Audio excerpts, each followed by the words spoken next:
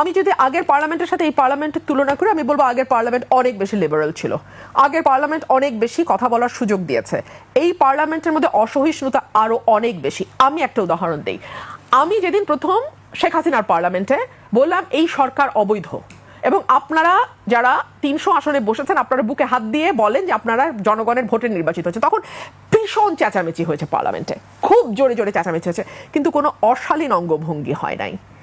এই পার্লামেন্টে তারেক সাহেব উপস্থিত থাকা অবস্থায় ওনারই এক রো পেছনে বসা, আমি নাম বলবো না, যিনি তার নানান অপকর্মের জন্য সময়ে সময়ে বিখ্যাত হয়েছেন, যার অশালীন টেলিফোন রেকর্ড হাসিনার আমলে ফাঁস হয়েছে, সেই লোক, আমি ভদ্রলোক বলবো না, এমন বিচ্ছিরি অঙ্গভঙ্গি করেছেন যে জামাতের আমিরকে দাঁড়িয়ে সেটার প্রতিবাদ করতে হয়েছে।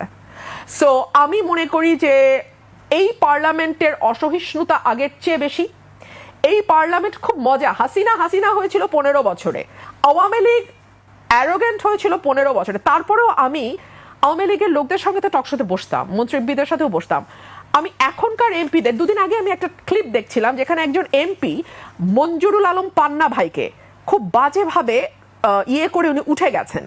তো আমরা তো অনেক ভয়াবহ কথা টকশোতে বলেছি। আমি তো আওয়ামী লীগের কোনো এমপিকে এত অ্যারোগেন্ট দেখি নাই, একজন দুইজন ছাড়া।